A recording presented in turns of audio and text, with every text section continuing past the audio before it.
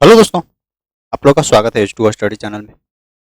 देखिए, अभी हम लोग पढ़ रहे थे आकांक्षा 40 का प्रीवियस ईयर का क्वेश्चंस का सीरीज हम लोग देख रहे थे, जिसमें प्रीवियस ईयर का जो 2023 का जो क्वेश्चंस पेपर था उसका पूरा डिस्कशन कर रहे थे। इसका हम लोग पार्ट 1 कवर कर चुके थे और पीवाईक्यू में हम लोग प्रीवियस ईयर क्वेश्चंस में हम लोग कवर कर रहे थे फिजिक्स यानी भौतिक का भी कवर कर रहे थे। भौतिक का पार्ट 1 कवर हो चुकी थी, आज हम लोग का पार्ट 2 होने वाला है। ठीक है, पार्ट 1 में हम लोग नंबर्स ऑफ 20 क्वेश्चंस कवर किए थे, उसके बाद हम लोग इसमें बचा हुआ और जो 20 क्वेश्चन है उसको पूरा कंप्लीट कर लेते हैं। ठीक है, और सारा का सारा सीरीज, इसका जो फर्स्ट वाला सीरीज है प्ले लिस्ट में आपको मिल जाएगा। सभी लोग बढ़िया से अच्छे से सब लोग ध्यानपूर्वक देखकर और अच्छे से पढ़ लीजिए, और क्योंकि प्रीवियस ईयर का क्वेश्चन आपके एग्जाम में बहुत ज्यादा जरूरत है, इसका बहुत ज्यादा क्वेश्चन से रिपीट करता है झारखंड में।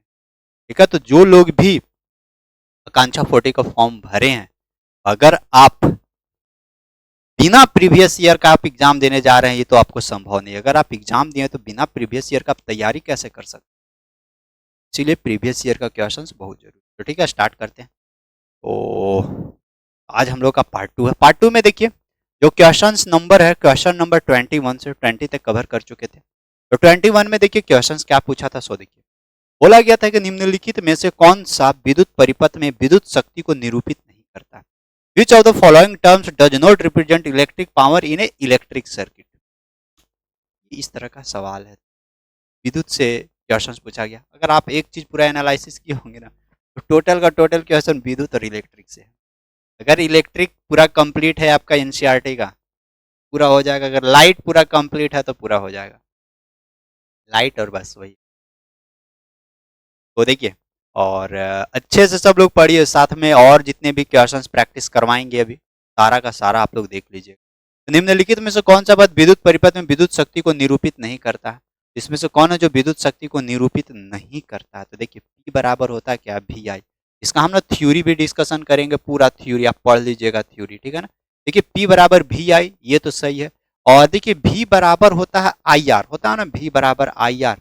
तो इस V के जगह आई आर रखते हैं, तो यहाँ से P बराबर क्या निकलेगा, V की जगह आई आर रखेंगे तो आई आर इंटू आई, यानी P बराबर आई स्क्वायर आर। एगो ये भी फार्मूला बन गया, एगो ये भी फार्मूला बन गया। देखिए, तो यहां से आई का वैल्यू निकालते हैं, तो V ओपन में R बराबर आई, ये वाला ना यही इक्वेशन में रखते, तो P बराबर वी आई और आई बराबर रखते V बटा आर, तो P वी आई बराबर रखते V बटा आर। तो यहाँ से P बराबर क्या निकलेगा, V स्क्वायर ओपन में आर। क्या को बना, P बराबर वी आई, एगो ये बन गया। P बराबर आई स्क्वायर आर, एगो ये भी बन गया। P बराबर वी स्क्वायर आर, एगो ये वाला नहीं बनेगा। ऑप्शन नंबर इसका दूसरा, यानी निम्नलिखित में से कौन सा पद विद्युत परिपथ में विद्युत शक्ति को निरूपित नहीं करता? तो ये पावर बराबर आई आर स्क्वायर, ये पॉसिबल नहीं है, तो इसका ऑप्शन नंबर दूसरा हो जाएगा। नेक्स्ट क्वेश्चन देखिए, आपसे पूछा गया था कि किसी अवतल दर्पण द्वारा बना प्रतिबिंब आभासी, सीधा और बिंब से बड़ा पाया गया, तो वस्तु की स्थिति कहां होनी चाहिए? देखिए, मतलब जो इमेज जो है कनकेव मिरर के सामने, यानी कॉनकेव मिरर के सामने कहां पे रखेंगे कोई भी वस्तु को, ताकि उसका जो प्रतिबिंब है वर्चुअल बने, सीधा बने, इरेक्ट बने और लार्ज बने, ऑब्जेक्ट के कंपैरिजन में वस्तु से बड़ा बने। तो वस्तु को कहां रखेंगे, वस्तु का पोजीशन। तो देखिए इस तरह का अवतल होता है, कॉनकेव होता है, कॉनकेव मिरर। कॉनकेव मिरर में ये पोल होता है जिसको ध्रुव के नाम से जानते हैं, ये फोकस होता है। जब वस्तु को हम लोग यहाँ रखते हैं तो इसका जो प्रतिबिंब है ये फोकस होते हुए गुजरेगा, इधर सेंटर। इसका जो प्रतिबिंब है इन्हें कहीं ऐसे जाके कट करता है ऐसे, और इसका प्रतिबिंब कहीं दर्पण के पीछे इस तरह का बनता है, यानी आभासी बन रहा है, वर्चुअल बन रहा है, सीधा बन रहा है। जितना बड़ा देखिए, इतना छोटा सा ये ऑब्जेक्ट था, उससे देखिए बड़ा उसका प्रतिबिंब बन रहा है, यानी वस्तु को रखे कहाँ है, ये ध्रुव और फोकस के बीच में।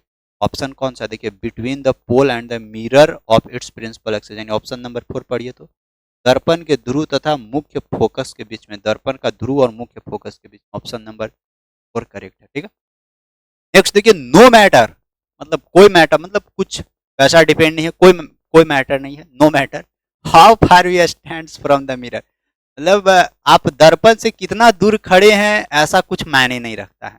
बस आप दर्पण से जितना दूर खड़े हैं, आपका जो प्रतिबिंब है वो हमेशा सीधा दिखना चाहिए। वही पूछता है the mirror is likely to be, तो किस प्रकार का दर्पण होना चाहिए, मतलब दर्पण के सामने आप कितना दूर पे खड़ा है इससे कोई मतलब नहीं है उसको, बस वस्तु का प्रतिबिंब सीधा बनना चाहिए। तो ऐसा किस दर्पण में हो सकता है? क्या आप समतल दर्पण में? समतल दर्पण जो वो आपके घर में होती है, जैसे देखिए यह समतल दर्पण, यह समतल दर्पण है।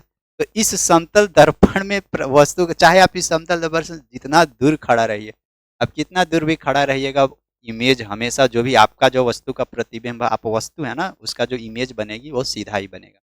और कॉनकेव में यानी अवतल दर्पण में तो उल्टा भी बनता है, तो ये पॉसिबल नहीं है।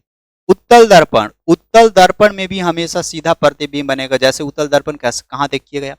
गाड़ी चले जाइए, बाइक, अगर आपका बाइक नहीं होगा तो बगल वाला पड़ोस वाला बाइक को देखिए, और उसका सामने वाला जो शीशा है होकर से सामने खड़ा होकर देखिए, आपको पता चल। उत्तल दर्पण में भी हमेशा सीधा प्रतिबिंब, पहला और तीसरा दोनों सही है, आइदर प्लेन और कॉन्वेक्स दोनों सही होगा। ऑप्शन नंबर 4 होगा, ठीक है। नेक्स्ट देखिए पूछा गया था कि एक ऐसी घूर्णन युक्ति जो विद्युत ऊर्जा को यांत्रिक ऊर्जा में रूपांतरित कर दे, क्या कहलाता है? Rotating device which convert electrical energy into mechanical energy. मतलब विद्युत धारा उसको बिजली देंगे ना तो घूमना शुरू होगा का काम। आपको बिजली दिख जाएगा तो आप छटपटाने लगिएगा। तो यहाँ पे पूछा जा रहा है विद्युत ऊर्जा को यांत्रिक ऊर्जा में, तो ये जनरली कौन कर सकता है? मोटर का देखिए ना, मोटर में सबसे पहले बिजली दिया जाता है, बिजली दीजिएगा तब गोले गोले घूमना शुरू होगा, तो पानी खींचेगा, टंकी में पानी भरेगा या नीचे बोर से पानी की, तो विद्युत मोटर ऐसा करेगा। जबकि एक होती है कि जब पहले यांत्रिक ऊर्जा इसके बाद विद्युत ऊर्जा, मैकेनिकल एनर्जी के बाद इलेक्ट्रिकल एनर्जी, तो वो कौन करता है? जनरेटर। जनरेटर को पहले नहीं देखते, हैंडल से पूरा घुमाया जाता है, आ रहे हैं यानी मैकेनिकल एनर्जी दे रहा है, जब घूमना शुरू हुआ तब इलेक्ट्रिकल एनर्जी उत्पन्न होगा, तो जनरेटर करता है। जबकि पहले बिजली दीजिए इसके बाद घूमेगा, वो कौन है? विद्युत मोटर। जैसे आप लोग कहते हैं ना, नहीं पहले हमको पैसा दीजिए तब हम पढ़ना शुरू करेंगे, नहीं तो पढ़िए तो आपके पास पैसा। Next, splitting of white light into the components colour is called. तो देखिए व्हाइट लाइट ना अलग अलग कलर में टूट जाता है, तो एक सफेद कलर जो है ना वो सफेद लाइट है जो 7 अलग अलग कलर में बढ़ जाता है। इस घटना को क्या बोलते हैं ये पूछना चाह रहा है। इस घटना को हम लोग बोलते हैं प्रकीर्णन, स्कैटरिंग, स्कैटरिंग ऑफ लाइट, ठीक है ना। सातों रंग में कैसे बढ़ती है, तो इस याद रखिएगा VIBYOR, यानी V for violet, Indigo, blue, green, yellow, orange और रेड। में इसको बोला जाता है बैजानी हप्पी नाला, यानी बैगनी, जामुनी, नीला, हरियर, पियर, नारंगी, लाल, समझे। तो जो सफेद सफेद प्रकाश, श्वेत प्रकाश अपने अवयवी वर्णों में विभाजित होने का कारण वो क्या है? स्कैटरिंग ऑफ लाइट, यानी ऑप्शन नंबर 1। नेक्स्ट, प्रतिरोधकता का ऐसा यूनिट एक पूछा गया था, ऐसा यूनिट ऑफ द रेसिस्टिविटी। तो देखिए R बराबर रो एल बटाए, तो ये जो रो है ना इसका यूनिट पूछा गया था। ये रो का यूनिट क्या होता है? ओम मीटर के बराबर होता है। ये ओम किसका यूनिट है? ये ओम है प्रतिरोध का। ये ए मीटर है ना, अगर इसको ए एम्पियर मीटर लिखा हुआ है, नहीं ये नीचे वाला किस चीज का? प्रतिरोधकता, यानी रेसिस्टिविटी का यूनिट है, और ऊपरे वाला रेसिस्टेंस का यूनिट, यानी प्रतिरोध का। 26 हो गया, 27। ठीक है, to induced current in a coil, it is convenient in most situations to move the coil in a magnetic field. तो the induced current is found to be highest when the direction of the motion of the coil is. तो देखिए एगो coil है ना, उसको इस तरह से सिचुएशन किया गया है ना कि वो इंड्यूस्ड करंट जो है ना, इंड्यूस्ड करंट यानी विद्युत प्रेरण वहां से उत्पन्न करे। तो वही बोलता है कि the induced current found to be highest. तो इंड्यूस्ड करंट कब सबसे ज्यादा उत्पन्न होगा? जब क्वाइल का डायरेक्शन ऑफ मोशन, तो क्वाइल का गति किधर का होना चाहिए, तब जाकर इंड्यूस्ड करंट यानी प्रेरण, विद्युत प्रेरण मैक्सिमम उत्पन्न होगा। तो वो होना चाहिए 90 डिग्री टू द मैग्नेटिक। वो जो चुंबकीय क्षेत्र है, चुंबकीय क्षेत्र से 90 डिग्री पर आपको क्वाइल को फिट करना है, फिर इंड्यूस्ड करंट वहां से मैक्सिमम उत्पन्न होगा। तो ऑप्शन नंबर ही हो जाएगा। नेक्स्ट, इसी विद्युत धारावाही सीधे चालक तार के चारों ओर चुंबकीय क्षेत्र रेखाएं। देखिए जब ये तार है, इस तार के चारों तरफ जब मैग्नेटिक फील्ड उत्पन्न होता है ना, तो ये जो तरवा है ना, तरवा बीचे बीचे आ जाता है। वही पूछता है किसी विद्युत धारावाही सीधे चालक तार के चारों, जैसे अब ये देखिए ये तार है, अब इसके चारों तरफ मैग्नेटिक फील्ड उत्पन्न होगा तो ये सेंटर बन जाएगा ना, तो इसको सेंटर बन जाएगा तो इसको बोला जाता है सकेंद्रीय वृत्त यानी कंसेंट्रिक सर्कल टाइप। ठीक है, तो the magnetic field line around a straight conducting wire carrying current are concentric concentric. Option number हो जाएगा। Next, hypermetropia can be corrected by the use of hypermetropia यानी दूर दृष्टि दोष किसी को हो गया। दूर दृष्टि दोष में दूर वाला वस्तु स्पष्ट दिखाई देता है, नजदीक वाला वस्तु स्पष्ट नहीं दिखता।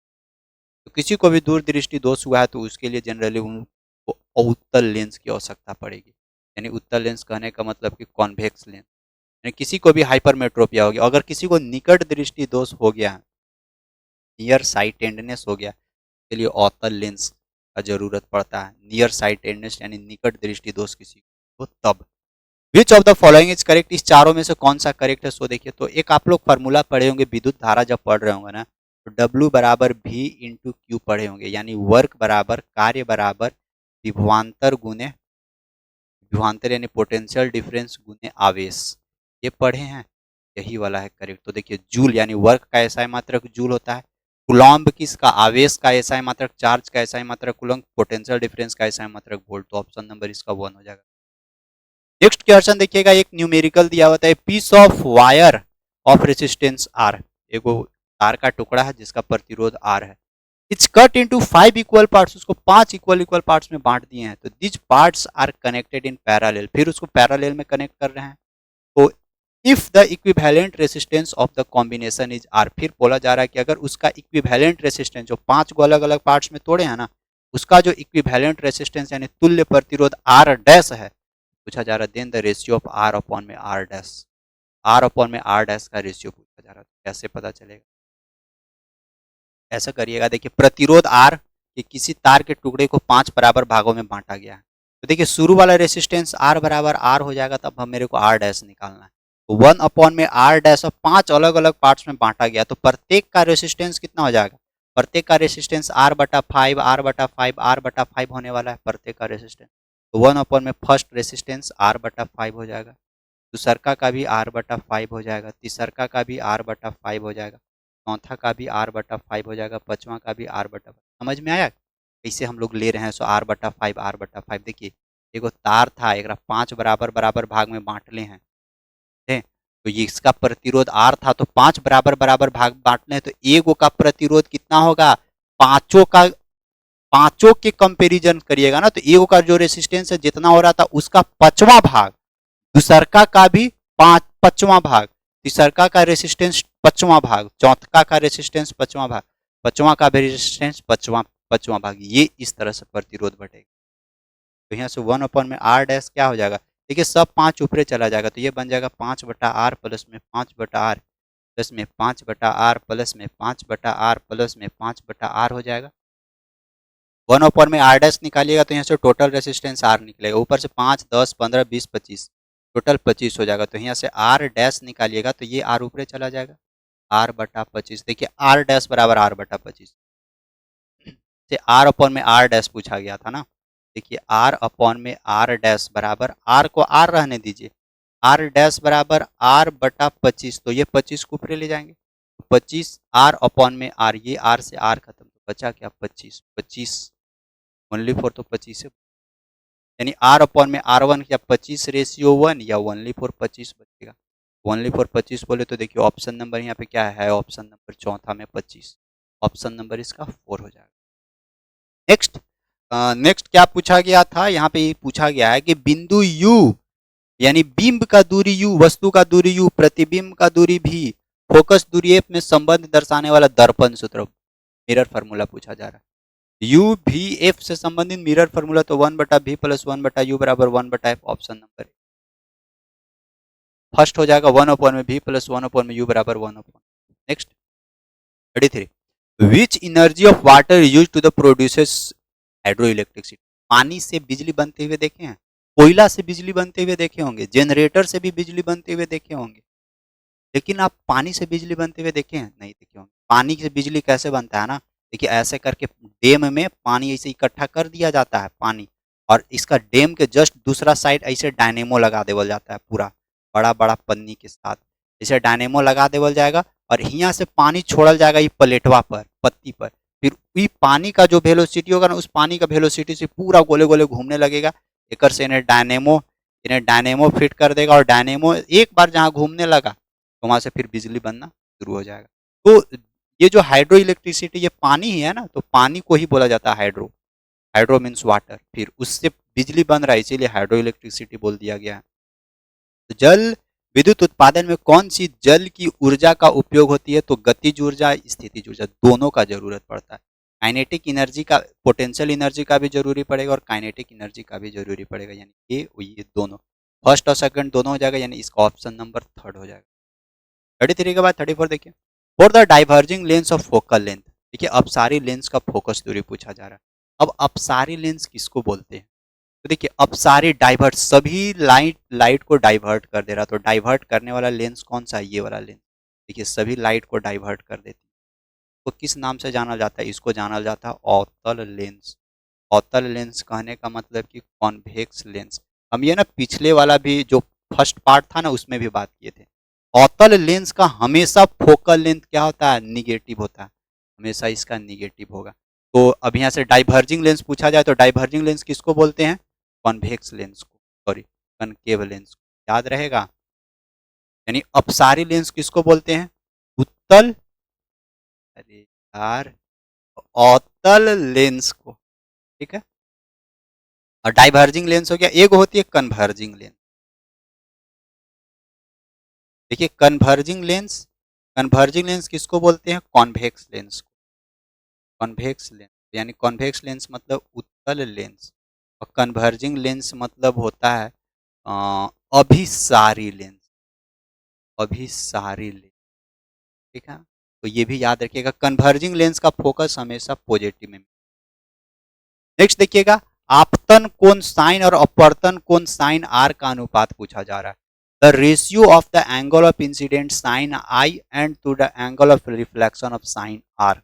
देखिए तो साइन आई अपॉन में साइन आर का जो रेशियो होता है ना, उसको स्नेल्स लॉ बोलते हैं। क्या बोलते हैं? Snell's law. तो स्नेल का नियम बोलेंगे उसको, लॉ। ठीक है। 35 के बाद 36 देखिएगा, रेनबो तैयार होता है जब सूर्य प्रकाश परावर्तित होती है। रेनबो कैसे बनता है? रेनबो हमेशा देखिएगा जब पानी गिरते रहेगा ना, छोटा छोटा फुहारा आएगा ना, उस समय रेनबो पूरा आसमान में 7 कलर में दिखे। तो मिलियंस ऑफ रेन ड्रॉपलेट पे, तो लाखों वर्षा की बूंदुओं से प्रकाश क्या होती है? परावर्तित होती है, तो वहां से रेनबो बनता है। ठीक है। 36 के बाद देखिएगा 37, twinkling of the star is due to, तारे का टिमटिमाने का कारण क्या? वायुमंडलीय अपवर्तन के कारण, ठीक है ना। तो इसका करेक्ट क्या हो जाएगा? एटमॉस्फेरिक रिफ्रैक्शन ऑफ स्टार, यानी रिफ्रैक्शन हो जाएगा, वायुमंडलीय अपवर्तन। नेक्स्ट देखिएगा, किसी परिपथ में विद्युत धारा की उपस्थिति का पता लगाने के लिए किस युक्ति का उपयोग किया जाता है? देखिए विद्युत धारा की उपस्थिति, यानी ये तार है, इस तार में विद्युत धारा प्रेजेंट है या नहीं है, ये हम कैसे पता लगाएंगे? इसको पता लगाने के लिए हमको गैल्वेनोमीटर का इस्तेमाल, गैल्वेनोमीटर एक डिवाइस होती है। अब हमसे पूछा जाए कि हमको विद्युत धारा को नापना है, तो विद्युत धारा को नापने के लिए हम लोग ए मीटर का यूज करते हैं। यानी अगर नापना है कितना विद्युत धारा फ्लो हो रही है, तो ए मीटर का यूज करेंगे। फिर ए मीटर को कैसे जोड़ते हैं? तो ए मीटर को हमेशा ध्यान रखिएगा, इसको सीरीज में यानी श्रेणी क्रम में जोड़ते हैं। जब भी जोड़ने की बात आई तो ए मीटर को सीरीज में कनेक्ट करते हैं। एक होता है वोल्ट मीटर। वोल्ट मीटर से अगर मान लेते हैं हमको पता करना है कि कोई भी सर्किट में कोई भी तार से कितना वोल्टेज फ्लो हो रहा है, वोल्टेज नापने के लिए जनरली हम लोग वोल्ट मीटर का यूज करते हैं।